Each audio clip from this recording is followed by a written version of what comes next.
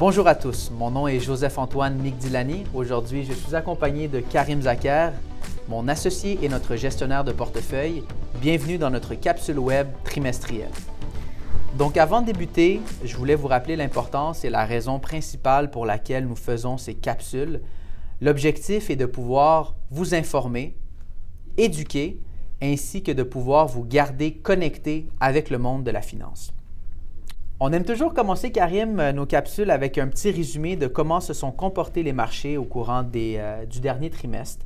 On a eu des belles surprises. Les marchés boursiers, surtout de manière générale, ont très bien performé. Donc, veux-tu nous expliquer un peu qu'est-ce qui s'est passé et puis où on se positionne et qu'est-ce qu'on prévoit aussi peut-être pour les prochains mois à venir? Bonjour tout le monde et bienvenue à notre capsule web. Effectivement, Joseph, les marchés boursiers en général ont très bien performé à date, le premier trimestre. La S&P, la TSX, le Dow Jones a frappé des sommets et en conséquence, nos portefeuilles sont en train d'atteindre des sommets aussi. Absolument. Alors, je suis heureux de vous annoncer ça.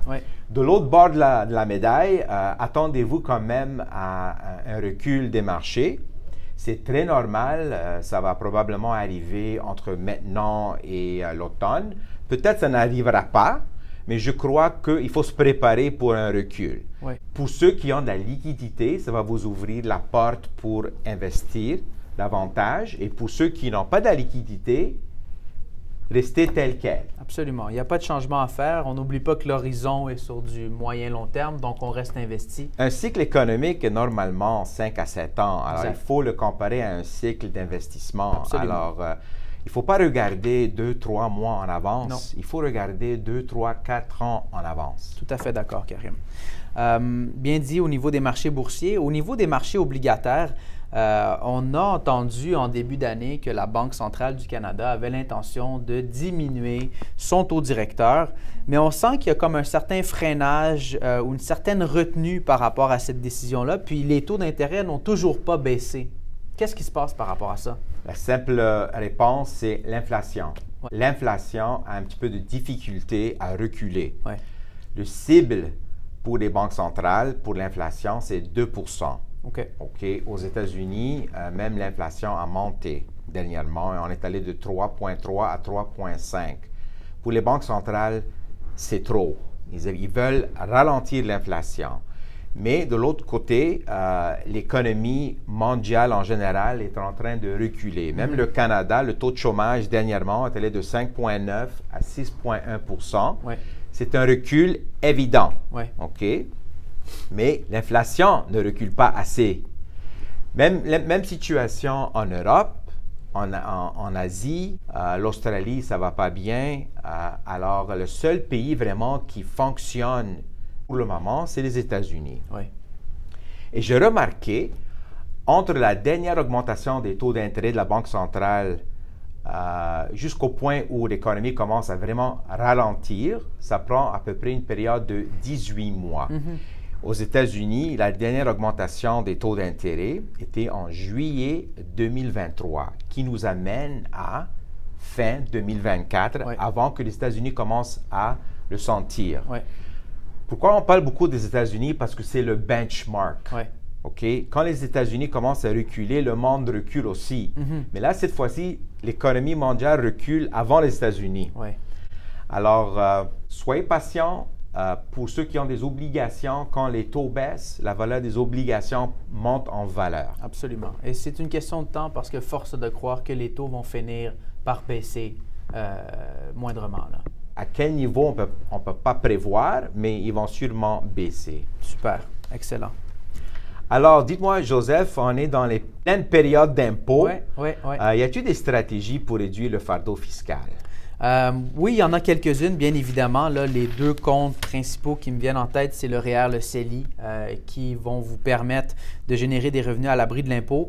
Commençons par le REER au niveau de la nouvelle cotisation pour 2024. Vous allez avoir le droit de mettre le moins élevé des deux montants suivants.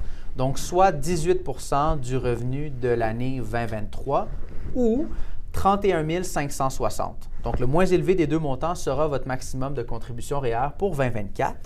Et puis, au niveau des CELI, vous allez avoir le droit de faire une contribution de 7 000 $ pour l'année 2024. Si vous n'avez jamais contribué dans un CELI, vous avez le droit de retourner chercher vos droits de contribution antérieurs qui fait en sorte que votre contribution maximale sera de 95 000 $. Alors, si quelqu'un, Joseph, est à un taux marginal d'impôt de 53,5 % qui est le maximum présentement, et qui contribue, disons, 30 000 dans un REER, ça va réduire l'impact fiscal, les impôts d'à peu près 15 500 à 16 000 $, Absolument. qui est très avantageux. Oui. Par contre, un CELI, il n'y a pas de déduction d'impôt. Non. Il n'y a pas de déduction d'impôt. Par contre, lorsque vous allez retirer le montant de votre CELI un peu plus tard, vous n'allez pas avoir à l'ajouter ce montant-là sur votre revenu annuel comparativement au REER. Ce qui m'amène au prochain point, qui est la pension de la sécurité de la vieillesse. Donc, il y a beaucoup de nos clients qui ont accumulé des montants importants dans leur REER. Et puis, au moment de la retraite, force est de croire qu'ils vont décaisser leur REER. Donc, on est obligé de les décaisser à partir de 71 ans. Mais dans plusieurs situations, c'est intéressant de les décaisser plus tôt parce que vos revenus peuvent être plus faibles au moment de la retraite, donc entre 65 et 71 ans. Des fois, c'est intéressant de commencer à décaisser de ces REER. Pourquoi on fait ça? Surtout parce qu'on ne veut pas avoir à rembourser la pension de la sécurité de la vieillesse. Donc, la pension de la sécurité de la vieillesse est une pension qui est admissible à tous les citoyens canadiens. Par contre, quand votre revenu de retraite dépasse 90 997 $, vous allez être obligé de rembourser un certain montant.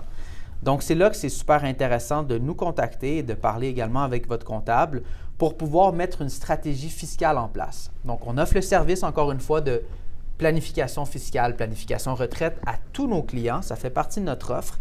Et puis, on va être en mesure de pouvoir faire différents scénarios, différentes simulations pour pouvoir éviter justement de devoir rembourser la pension de la sécurité de la vieillesse. C'est là où c'est important de mettre les bons investissements dans les bons comptes. Absolument. Pour réduire l'impact fiscal. Tout à fait. Beaucoup de monde ne le font pas, mais nous, on est très conscients de ça. Oui, absolument. Alors, à considérer. À considérer, tout à fait. Puis, si tu veux glisser un mot aussi, Karim, sur les actions accréditives pour les clients qui ont généré des gros gains en capital. Mais c'est ça. Alors, si vous avez une année où vous avez vendu, par exemple, une propriété et vous avez un gros gain en capital ou que vous avez un revenu très élevé, au-dessus de 200 000 $, vous avez accès à travers nous pour investir dans des actions accréditives qui peut vous donner une déduction d'impôt et que vous n'êtes pas lié, vous pouvez le vendre l'année d'après. Oui. Regardez, c'est un petit peu technique, ce n'est pas quelque chose qu'on rentrera en détail présentement, mais si ça vous intéresse, vous pouvez nous rendre un coup de téléphone, prendre ces informations-là, puis le confirmer avec votre fiscaliste ou votre comptable. Sur une note de fin, on tient encore une fois à vous remercier d'avoir écouté notre capsule web. Merci pour votre confiance et encore une fois, si jamais on peut vous aider, vous, un membre de la famille, un ami ou un collègue, n'hésitez pas à partager nos coordonnées, ça va nous faire un énorme plaisir. On est là pour ça et on vous souhaite de passer un bel été et on vous dit à la prochaine.